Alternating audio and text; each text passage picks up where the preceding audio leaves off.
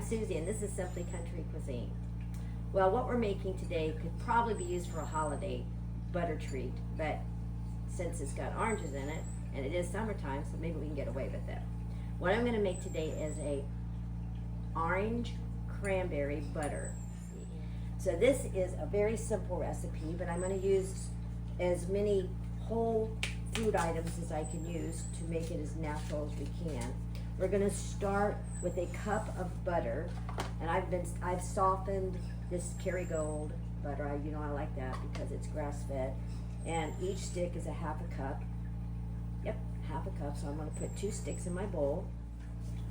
Your grass-fed, your natural butter, you see how much more color it has into it than just a regular stick of butter.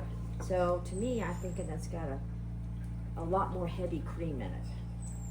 Okay, so then we're going to do 1/3 of a cup of finely chopped dried cranberries.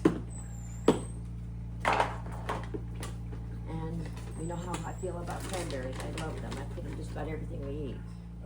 And we'll get our knife out. We'll just give it a little chop here.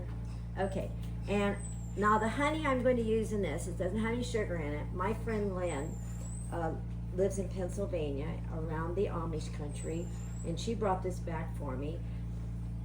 And this is a natural honey of that region, but this has orange blossom in it. And I thought, well, how fun. I'm making an orangey zesty butter. Let's give it a try. 1/4 of a cup of the honey. Now, you might have a little difficult finding that here, so I don't know what to tell you. Okay, and then we're going to use 2 teaspoons of grated orange zest. Now I'm going to start, the reason I didn't put the butter in my measure cup yet, I wanted to zest my orange in here first. And remember what I said, don't go into the pith of the fruit when you're grating it. It'll be bitter.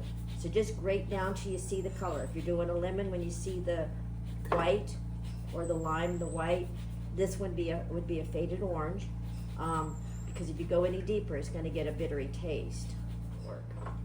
Now I'm actually going to put my butter in here. Well, let's do it in this way. Let's go this way. That was silly of me. Mix it up in here first, and then we'll put it in there. Okay, I'm going to dump the cranberries in. And my honey. Now let's put it back in the cup to get the rest of that orange zest.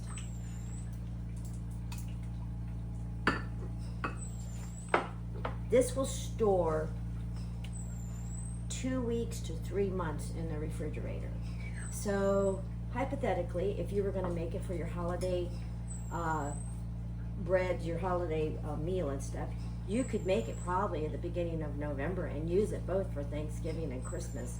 Or if you just want a flavorful, buttery topping in the summertime even, it's gonna last in your refrigerator. But I thought it would be pretty if I put it in a pretty jar that had a rubber seal on it.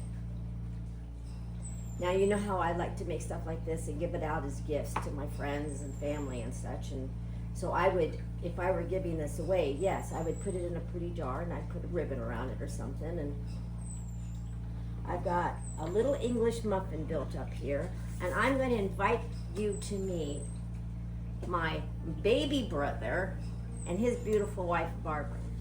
Now, this is my baby brother, Jeff, and this is my beautiful sister-in-law, Barbara. They've come down and spent the week with us this week, and we're actually moving our mother, into our home, and she's going to be part of our home and our life. So Jeff, tell us a little bit about yourself. Well, I grew up in Susie, Ohio. I was in the military, like Susie's family has been, and information technology, and then was a financial planner at the end. But I'm most proud of the woman I married and the children I raised. We have 8 children. They're all over the country doing great things. I have 8 children. Barbara says she has 9. She counts me in that category. So that's what I'm proud of. That's what I love. And Barbara, tell us a little bit about you. Well, I too was in the military. That's where we met. She outranked me. I did. Had to salute me one time. And once we married, I stayed at home and raised our children and tried to make a happy home. My passion is family history and gardening. And I just want to tell you, we have eaten very well the last few days we have been here. Jeff says that even leftovers take on a whole new meaning at Susie's house. Susie said we could be taste testers today, and that is Yes. a role that I'm uniquely qualified for and excited to do. So, I'm going to take some of this crafted butter and give them each a little smear on a toasted English muffin. And Nice. we're going to get a verdict here. Okay, here we go. That's awesome. Is it, Oh yeah, it's really good. what can I do to improve it? Nailed Well, I might need another one just to Oh, make sure. okay. it. Yeah, more might improve it. Just have. You want a little bit more on there? That's okay. This is awesome, Susie. As usual. Yes. very good. Well, there you have it for our holiday butter. When I was doing my devotions this morning, the Holy Spirit wanted me to share this. We live in Texas, and we have just been through a hurdle, a flood, and we've lost some precious, precious people. Any soul that I think is taken before I think their time is, I think it's just such a tragedy. But the Holy Spirit impeded upon me to share this. If I can get through it. I've cried about this 3 times a day. Grieving doesn't have a time limit or an expiration date. We understand that tomorrow is a promise, so we must love and enjoy our family and the life that God has created us into daily. Joshua 1:9 states that God is always watching over us and our paths are always guided. Remember, God's shoulders are really big enough for all our griefs and all our burdens. He still is always in control. Prayers, reading the Bible, and sharing your experience with trusted, godly friends will help you through your grief and process. I love you. All of us here at Simply Country Cuisine love you. But you know, God just absolutely adores you. And Joshua 1:9 says, have I not commanded you? Be strong and of good courage.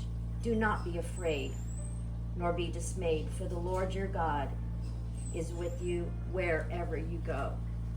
Our prayers and our love for all this tragedy that's around us, when you're ready to give him your love and your prayers, he's always ready to encompass you with his big, strong arms. Texas loves you. God bless.